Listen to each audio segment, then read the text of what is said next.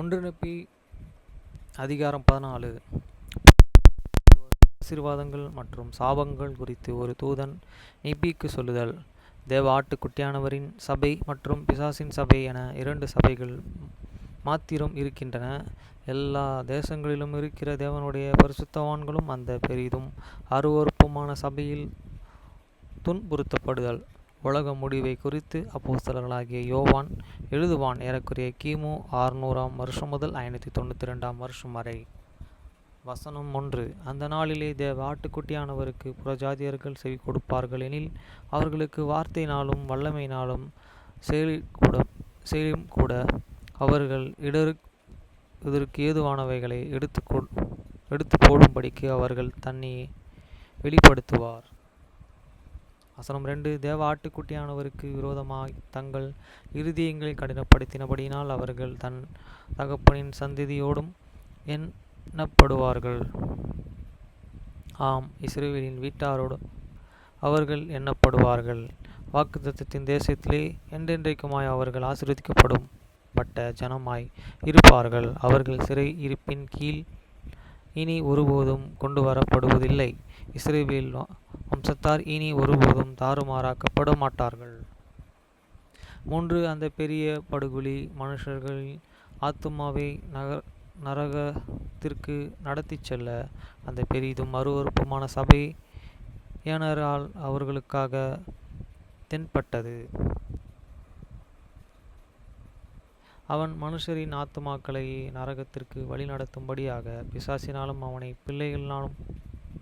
பிள்ளைகளும் தோற்றுவிக்கப்பட்டது. ஆம், மனுஷர்களின் அழிவுக்காகவே தோண்டப்பட்ட அந்த பெரிய படுகுழி அதை தோண்டியவர்களினாலேயே நிரப்பப்பட்டு அவர்கள் முழு அழிவுக்கு காரணமாயிருக்கும் என்று தேவ ஆட்டுக்குட்டியானவர் சொல்கிறார். ஆத்துமா முடிவில்லாத நரகத்திற்குள் தள்ளப்படுமே ஒழிய அது நிர்மூலமாக்கப்பட மாட்டாது.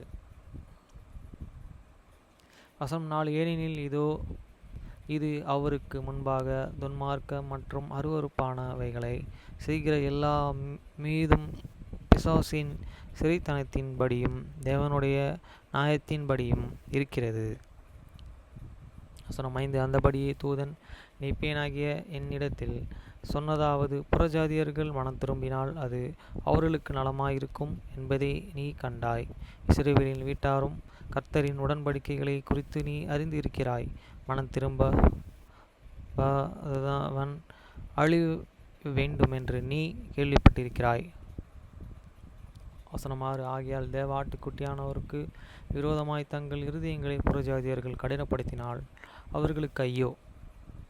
வசனம் 7. ஏனெனில் மனுபுத்திரரின் மத்தியிலே நான் பெரிதும் அற்புதமான கிரியைகளை செய்யும் காலம் வருகிறது, சமாதானத்தையே நித்திய ஜீவனையும் அவர்களுக்கு உணர்த்துவதற்கே, அல்லது நான் பேசிய பிசாசின் சிறைத்தனத்தின்படியே அவர்களின் சிர பிரகாரமாக ஆவிக்குரிய பிரகாரமாக சிறையிருப்புகளுக்குள் ஆக்கும்படி அழிக்கும்படிக்கும் அவர்களுடைய இருதயங்களை கடினத்திற்கும் மனதின் குருட்டுத்தனத்திற்கும் அவர்களுடைய விடுதலையாக்க என்றும் உள்ள ஒரு கிரியைகளையே ஒரு விதத்திலே அல்லது வேறு விதத்திலோ செய்வேன் என்று தேவ ஆட்டுக்குட்டியானவர் சொல்கிறார்.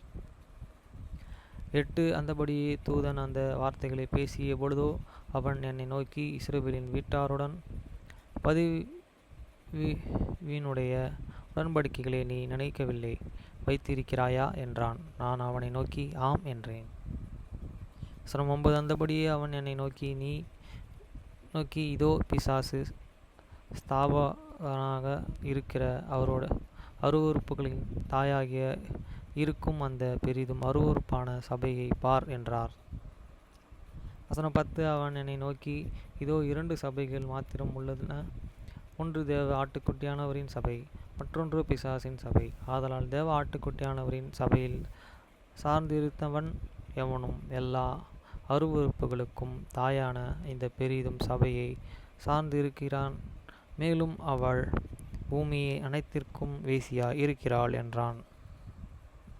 வசனம் 11. அந்தபடியே நான் பார்த்தபொழுது பூமி அனைத்திற்கும் வேசியான அவள் திரளான தண்ணீர்களின் மேலே அமர்ந்திருப்பதை கண்டேன். அவள் பூமி அனைத்தின் மேலும் எல்லா தேசங்களில் வம்சங்கள் பாஷைக்காரர்கள் மற்றும் ஜனங்களின் மத்தியிலே ஆளுகை செய்பவளாய் இருந்தாள். 12 அந்தபடியே நான் தேவ ஆட்டுக்குட்டியானவரின் சபையையும் திரளான தண்ணீர்களில் மேல் அமர்ந்திருந்த வேசியின் துன்மார்க்கம் மற்றும் அருவருப்புகள் நிமித்தம் அதனுடைய எண்ணிக்கை குறைவாக இருப்பதையும் கண்டேன். இருந்தபோதிலும் தேவனுடைய பரிசுத்தவான்கள் அடங்கிய ஆட்டுக்குட்டியானவரின் சபை பூமியின் பரப்பில் மேல் எல்லாம் இருப்பதையும் நான் கண்டேன். நான் கண்ட பெரும் வேசியின் துன்மார்க்கத்தால் பூமியின் பரப்பு மீது அவர்களின் ஆளுகை சிறிதாய் இருந்தது. வசனம் 13 அந்தபடியே அருவருப்புகளின் பெரும் தாய் தேவ ஆட்டுக்குட்டியானவருக்கு எதிராய் சண்டையிட புறஜாதிகளின் எல்லா தேசங்களிலும் இருந்தும் பூமியின் முழு மேற்பரப்பின் மீதும் திரளானவர்கள் ஒன்றாக கூடி இதை நான் கண்டேன். வசனம் 14 அந்தபடியே நிப்பியனாகிய நான் ஆட்டுக்குட்டியானவரின் சபையை பரிசுத்தவான்கள் மீது பூமியில் பரப்பின் மீதும் சிதறடிக்கப்பட்டிருந்த கர்த்தருடைய உடன்படிக்கைகளின் ஜனத்தின் மீதும் தேவ ஆட்டுக்குட்டியானவரின் வல்லமை இறங்கின கண்டேன். அவர்கள் நீதியினாலும் மகா மகிமையினாலும் தேவனுடைய வல்லமையினாலும் ஆயுதங்களை தரித்திருந்தார்கள். வசனம் 15 அந்தபடியே தேவனுடைய உக்கிரமும் பெரிதும் அருவருப்புமான சபையின் மேலே ஊற்றப்பட்டபடினால் சகல தேசத்தார்கள் மற்றும் பூமியில் கோத்திரத்தார்கள் மத்தியிலும் யுத்தங்கள் மற்றும் யுத்தங்களின் வதந்திகளும் இருப்பதை கண்டேன். 16 அருவருப்புகளின் தாய்க்கு சொந்தமான சகல தேசங்களிலும் உள்ள யுத்தங்களும் மற்றும் யுத்தங்களின் வதந்திகளும் தொடங்குகையில் தூதன் என்னை நோக்கி, இதோ தேவனுடைய உக்கிரமம் வேசிகளின் தாயானவளின் மீது இருக்கிறது. இதோ இந்த காரியங்கள் அனைத்தையும் நீ காண்கிறாய் என்றான். 17 அந்த நாள் வரும்பொழுது பிசாசு ஸ்தாபகனாக இருக்கிறான்.